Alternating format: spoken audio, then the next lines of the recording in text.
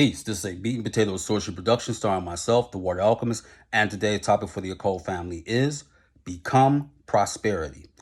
When we deal with magic, one of the things that we're obsessive about is prosperity. And usually that means prosperity in terms of money. And this is important because everyone has to pay their bills and we're living and dealing with a lot of food insecurity. So I understand it. But when you become obsessive about money, what ends up happening is that you invert your own energy and you become repulsive to currency. So this is why you should never obsess about prosperity. Now, one thing about Ben Carson, the surgeon who was on Donald Trump's cabinet, he made one point, but he didn't expound when it came to mitigating circumstances. He said poverty is a mind state. That's part of it, but there's a lot more because you have to factor in education, housing, and opportunities. So poverty or lack of prosperity, your mind state does play a role in it. And I want to use this example and I'm going to elucidate and show you how. Let's say this. Listen up, kings. When does a woman really want you? Usually a woman wants you either when you have a woman or you have an abundance of women. Because actually you're not pressed. If she wants to flirt with you, fine, but you have someone to go home to and be with. And women are like this. I don't care how many women want to Jedi mind trick somebody. They're not going to tell you, but mentor will. Nobody wants someone that no one else wants. So if you have status, knowledge, or gnosis, power, whatever, a woman will flock to that. Same thing, I want to use another example about a job. Oh, I need a job. I'll just take anything. That is the worst thing you could ever say because you are going to get a low paying job with a high turnover. When you are desperate, you make poor decisions, whether it comes to dating, relationships, a job, or opportunity. Don't be dehydrated.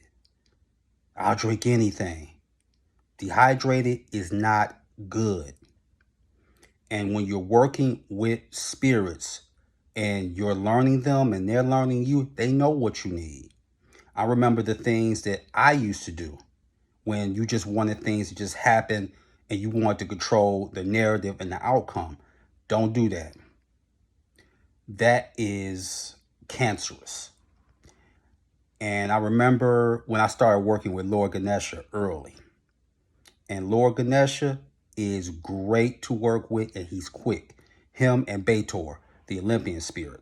Those are two that I work with that work for me. Now, some people work good with Duchess Boone or Clawneck. It doesn't matter. Is it going to help you be prosperous? And I said, I need a job. I needed this and that and the other. And then I said, Lord Ganesha, I need this. No sooner than when I went out by a tree and gave him Reese's peanut butter cups, the small ones, which he likes. And I got a phone call later. But what ended up happening is that, yeah, I got it, but it wasn't suited for me. And spirits can be a little selfish. Now, the reason that they can be a little selfish is you get a dead-end job and you're trying to make all these ends meet. And I'm not diametrically opposed to a 9 to 5 because it's honorable if it works for you. But if you a magician, if you study most professional magicians, some of them haven't worked in over 10 to 20 years. I'm just going to tell you the honest truth. So what ends up happening, they can be selfish because you're going to neglect them. And when I developed a prosperous mind state, I stopped worrying about money.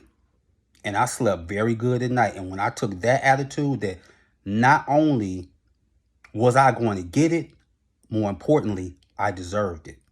I remember I got some money last year, unexpectedly. And I looked over because I have a statue of Lord Ganesha on my dresser with Skittles and Reese's peanut butter cups and gummy bears. I left that out. He liked gummy bears too. And I couldn't believe the money I got. And Lord Ganesha was like, So I was taken care of. But you got to change your mind state. Don't always see the glass half empty. You got to see it half full. Because if you always coming from that place of I need, I want, I gotta have, it'll be so much better if it was this way. When you start coming like that, you are going to do yourself a disservice. And let me read a little passage for the family. Freedom from unhappiness. Do you resent doing what you are doing? It may be your job, or you may have agreed to do something and are doing it, but part of you resents and resists it. Are you carrying unspoken resentment toward a person close to you? Do you realize that the energy you thus emanate is so harmful in its effects that you are in fact contaminating yourself as well as those around you? Have a good look inside. That's very important. You got to change your mind state because your mind state will start working with your energy and then you will become radioactive. And that is from this book right here, The Power of Now by Eckhart Tolle. Excellent book, and it deals with spiritual enlightenment. So, in order to become prosperous, you got to believe you're prosperous right here, right now, and you will always remain that. And you use your creativity to your advantage. So, with that, that is your meat and potato sorcery for the day. I am the Water Alchemist. Be water, my friends. Peace.